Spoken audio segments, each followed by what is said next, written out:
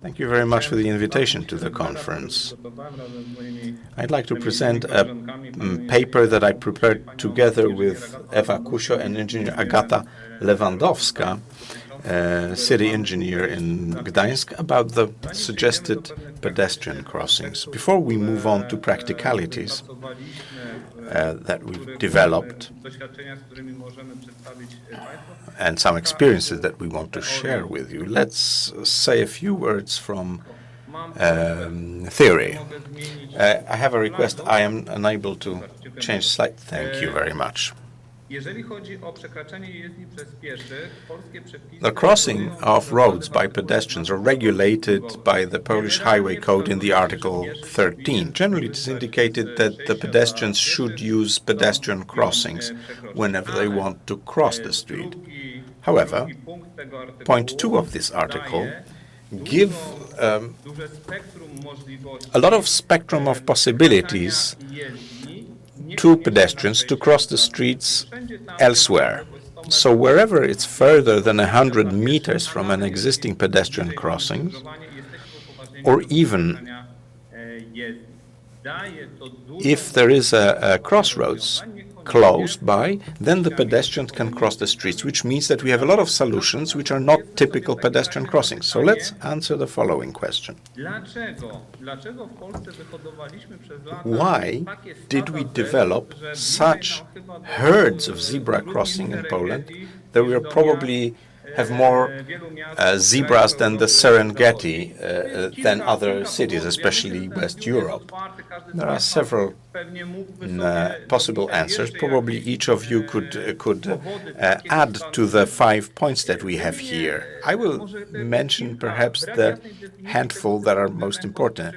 There is no clear definition for designing pedestrian crossings in Polish regulations. There is no other solution other than pedestrian crossing that would make it easier to pedestrian to cross the street. We do not have unambiguous regulations for pedestrian crossing. Please note the picture.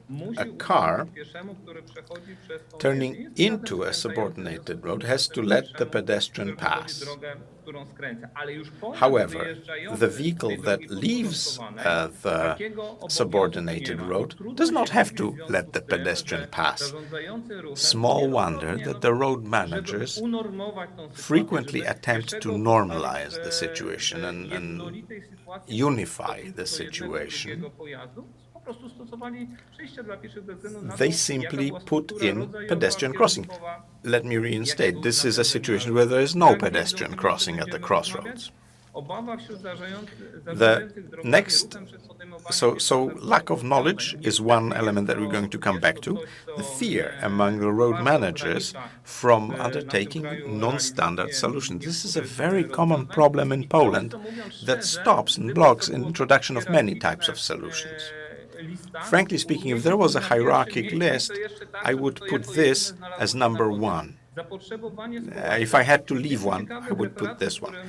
Social demand. We had an Italian presentation which discussed a group of elderly persons who were the difficult group in terms of managing road safety. There were surveys where it was demonstrated that elderly pedestrians, if they talk about improvement of road safety, they mainly talk about the need to construct pedestrian crossings. This is exactly what we have in Poland. Throughout my professional career, I've seen committees for the defense of the pedestrian crossing. I've seen manifestations to defend a pedestrian crossing, and so on and so forth. That's the truth. People, when they think safety, they think that safety is pedestrian crossing. Is it true? Statistics show, unfortunately, no, that's not true. Moving on to the subject of suggested pedestrian crossings, I want to emphasize that In Poland, generally, this is a solution that is non-existent. We do not have suggested crossings. If you look at the law, it doesn't exist. And respect to professor who mentioned to define, he had the courage to define suggested road crossing. It would be prepared for the National Council for Road Safety. This definition was created, and based on our experiences, we would probably want to introduce some improvements to that definition. I hope I won't offend the professor, but when we talk about suggested points of crossing, especially in built-up areas, low-speed areas, this is where these solutions could find their place. I want to emphasize that engineer Ewa Kusia carried out thorough literature research, especially in English. And I have to say that it's not only Poland that is lacking knowledge about suggested road crossing. The entire literature we've seen pertains to American solutions, where there is a bit of material about it. However, in Europe, maybe it's because it's such an obvious thing. Everybody knows what a table is. Everybody knows what a horse looks like, so nobody researched that, and nobody created any detailed definitions. But this leads to the lack of knowledge that I mentioned earlier. Since it's not described, it's never implemented. The truth is also that when we carry out an analysis of such solutions, a suggested crossing, we are in a difficult situation. If we look at crashes, other locations than pedestrian crossings are rarely analyzed. Usually we have 0 or 1. It's either on the crossing or not on the crossing. We do not indicate any locations which have devices, for instance, that make it easier to cross the street or cross the road. Before I move on to specifics, maybe I'll say a few words about the situation in Gdansk. 2004 is when Gambit of Gdansk was prepared in cooperation with Gdansk University of Technology. It was a range of actions which were supposed to improve road safety, and our diagnostic basis were the years 2000-2004. Here you have the past 20 years in the graphs. In 2008, there was a very courageous then set of actions. If you look at them today, it's the same thing that other cities are doing. Back then, it was very courageous for the city of Gdańsk to do it. I was actually worrying if I would be fired from work when we started narrowing Kartuska Street. We were not fired. We rebuilt it. It became a pilot project.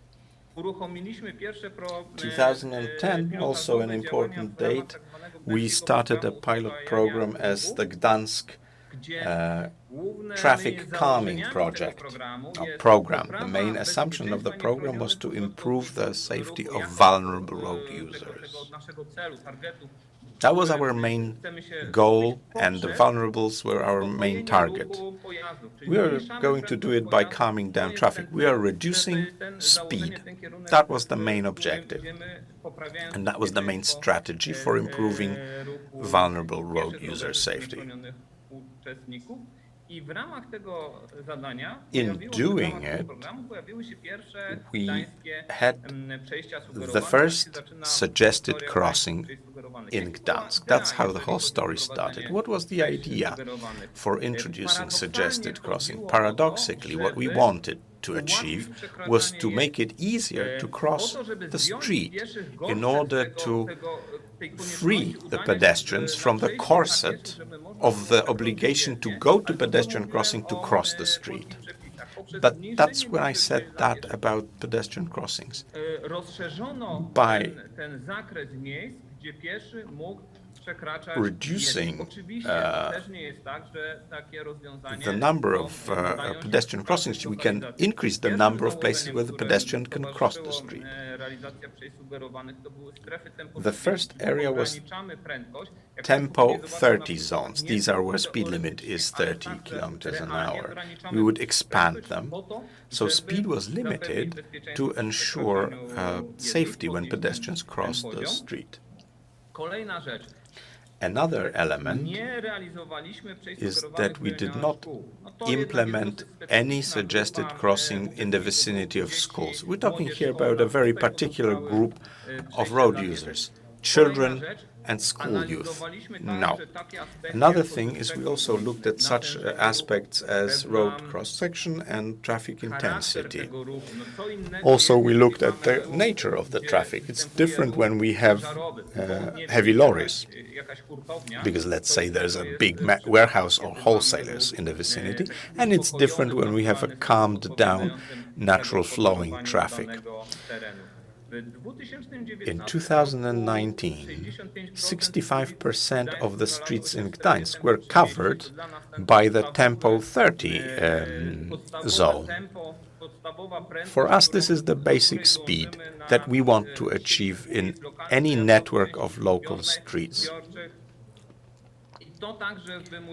And this enforced certain activities related to pedestrian crossings as well. As you can see in the graphs, the number of accidents was down by 1/3 compared to baseline. These are quite decent results in terms of fatalities. The number of fatalities in the streets of Gdańsk was dropped down by 65%, but I have to honestly say that we're looking for another driver for further years, because as we said, we stabilized, we stopped at 11,000 fatalities. That definitely does not meet our ambitions.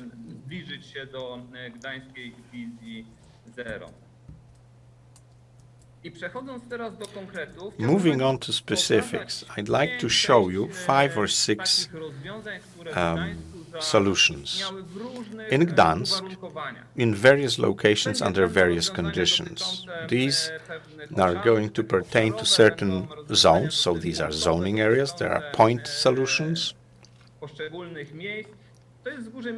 This is Wzgórze Mickiewicza housing estate. This was one of the first ones that was chosen for the pilot program. We introduced tempo 30 zone here in the entire district. In addition, we made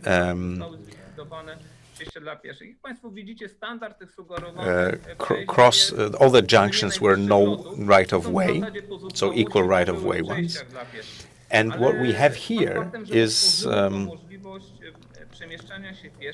humps, which really are leftovers from previously existing pedestrian crossings. But this created a sort of model for all the other districts that would like to introduce this way of crossing the street. A more interesting solution was one that was dedicated to pedestrian, even though in the original design it is Wajdeloty Street. It was assumed that there would be 7 or 8 pedestrian crossings at the length of 300 meters. When talking to the inhabitants and indicating that the nature of the street will be changed, all pedestrian crossings were liquidated. We created a solution where curbs would be lowered,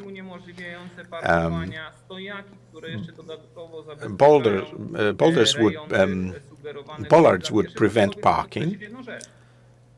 But I want to emphasize one thing. Suggested crossings are only one of the many places where a pedestrian can cross the street. What we have, 2 minutes left. We'll make it. We have zone-wide calming down of traffic, and now pedestrians can actually safely cross the street along the entire length of Wajdeloty Street. Another solution, miniature roundabout at the crossroads of Bema Street and Zakopiańska Street. Also, there are suggested pedestrian crossings. There is an island for pedestrians, there is lowered curb. Another point location, this is an elevated crossroads with additional solutions that indicate a possibility to cross the street.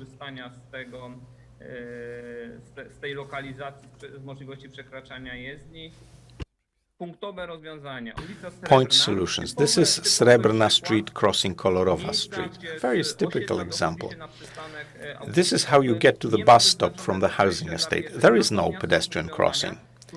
But there is a solution that realistically reduces speed. Speed reduction is one of the necessary, as we see it, elements for the suggested crossing to work. And this is Wybickiego Square. This is a bit of a compromise between the different aspects. So we have some locations here where the pedestrian can cross the street, there's improvement of visibility, and there's traffic calming. This is the last slide, conclusions. I wanted to say that in our opinion, suggested crossings should be supported on the one hand with the database of good practices. I hope you've seen those just now.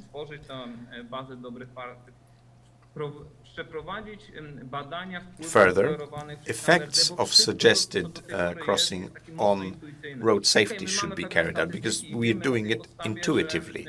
We have certain statistics that indicate that they worked, the suggested crossing met our expectations. But we would need to show research that would very specifically point out to the improvement for specific locations. The most important thing, we need to normalize the suggested crossing in the legal regulations. I'm very happy about the changes in the regulations, where the regulations are predominantly concerned with guidelines or by regulations rather than acts of parliament. But it would be best, from the point of view of